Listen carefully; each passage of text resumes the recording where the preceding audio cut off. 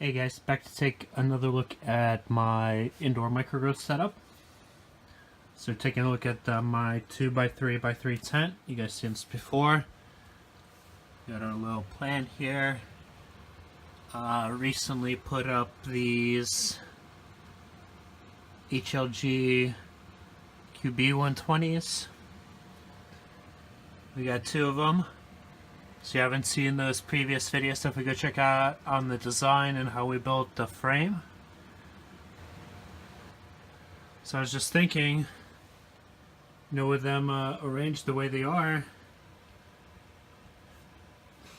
should I have them under the right one, the left one, in between? I don't know. Oh wait, I could do this. Tilt this one in. Tilt this one in. Perfect.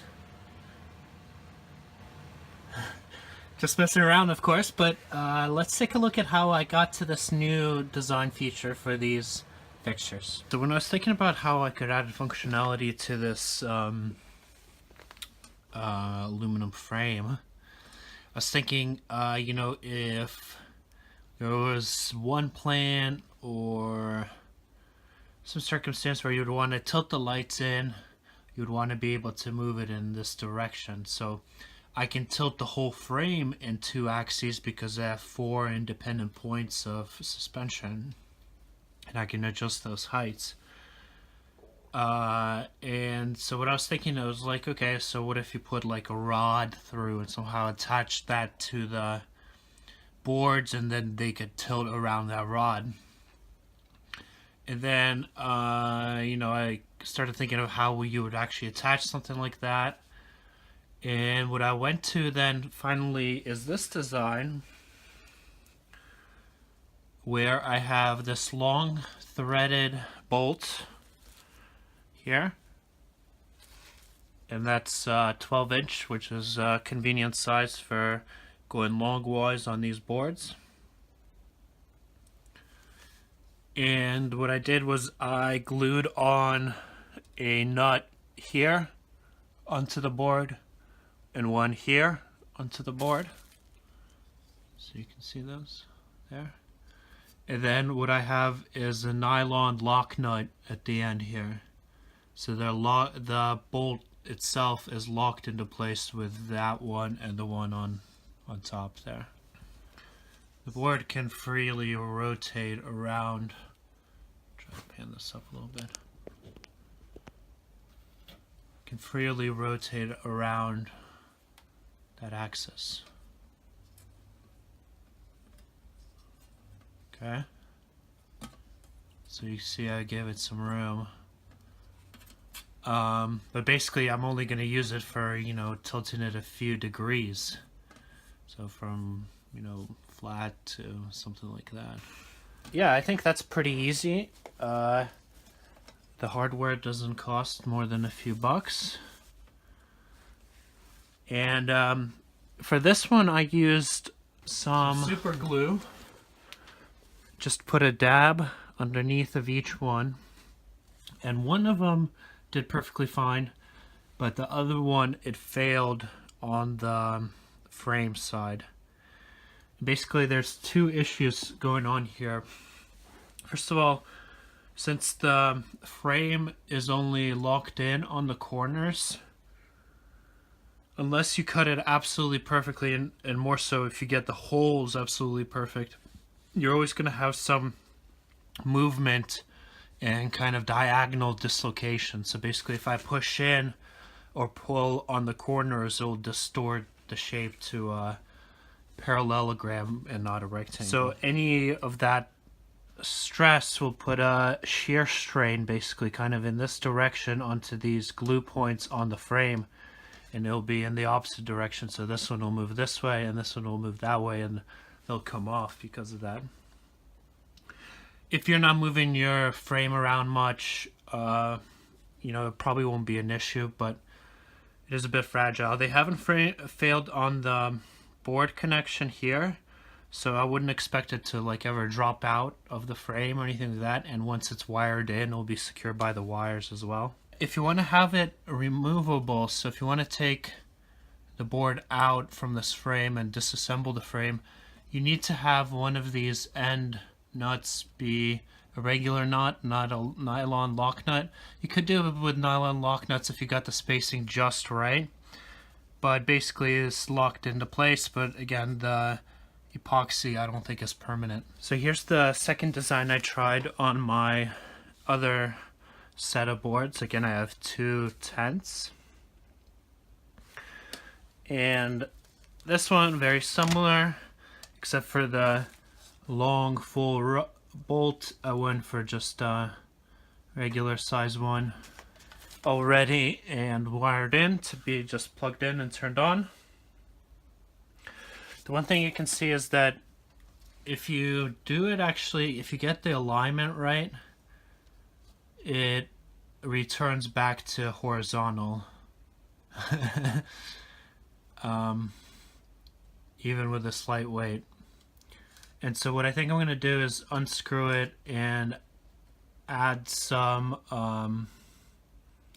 Teflon tape to just the tip of this bolt here, and that should just lock it in enough that I could still adjust it, but it will stay in whatever position I want it to. So as I was repairing these with the epoxy, I was thinking, is there a way to do this without welding? Again, that aluminum brazing compound I think would work great on the frame, but I'd be worried that you would damage the LED components if you try to do it here, and that would be a finicky weld. You'd have to be pretty skilled to accomplish that. Thinking, could you do it without glue, without welding, just assembling? So in other words, none of those what I call dead-end design features from which you can't come back. Normally epoxy would be one of those, but here again I don't think it's permanent. Oh, by the way, this stuff is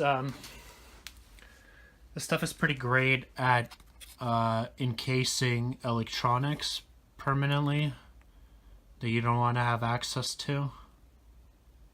So here's some of that, and it's, you know, set rock solid. Alright, so I was thinking, how could I attach, first of all, something to the QB120 board so that I can have this tilt movement. So if you think about the board here, it has these corner holes, work great for mounting. So I was thinking, what if I took a piece of that angle aluminum and cut it the length of the width of the board here? It's basically like this. Okay. This would be aluminum. And then same thing on this side.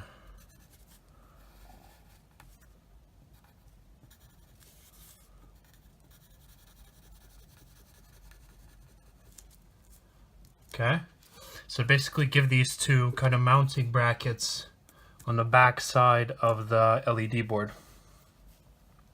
Alright, well that already gives me a lot more options since we have this now vertical piece of the bracket here that we can use. So I was thinking, okay, well what if we drill then a hole in the middle of each of these, like that.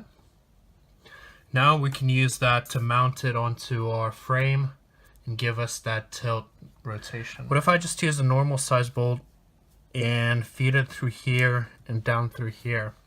So basically, let's take a look at it cross section through this point here, looking at it in this direction. So we have our aluminum bracket that's sitting on top of the LED board, and I'm just exaggerating things here. And then we cut a hole in that, right? If we're looking at it in cross section in that particular spot right here.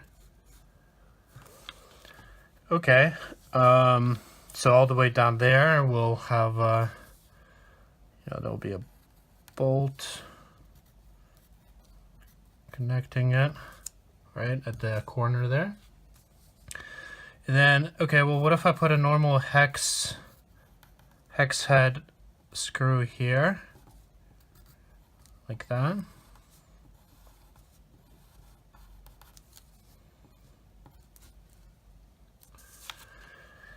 And then next to it, we have our frame, which we'll go ahead and drill the same type of hole in so that it can fit in there as well.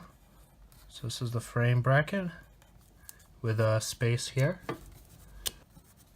Okay, so it's running through the bracket on the LED and through the frame bracket, and thus connecting everything. So I think that would work. In fact, if you cut these holes here in the aluminum brackets close enough tolerance, which you can definitely do with one of those taper drill bits, that you'd basically thread it in the bolt, then you probably could get away just leaving it like this. But I would go ahead and add another nut right here. And it could be like a jam nut, or you could even stick in, what are they called? Like the spring washers into here, and really tighten it up so that they're basically pushing against the aluminum frame and holding against that. And in effect, the bolt, the frame, and the LED board are now mechanically one unit. Okay, so then that could all twist around within this port here, and the weight of this whole thing would basically be coming down right here. And I think that would work. If you made the holes a bit too large, the fix would then be to probably just put another nut right here on the outside, like that. So there's your bolt sticking out there.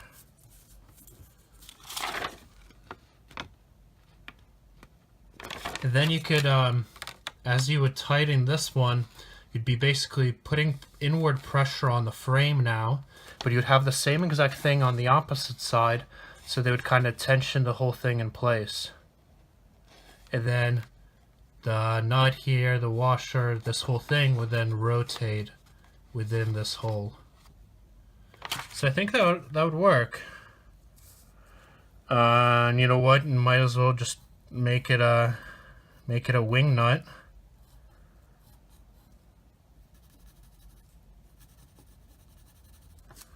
And you can easily take it on and off. So it's funny how sometimes after you go through the whole thing of making the design and making it, only then do you realize, oh wait a second, here's a much better solution with no glue whatsoever necessary. But you know, that's how it goes. Hindsight's 2020. I don't know how many videos I watched where when I was watching I was like, what are you doing? Do it this other way. It's so obvious. But you know, that's how we learn.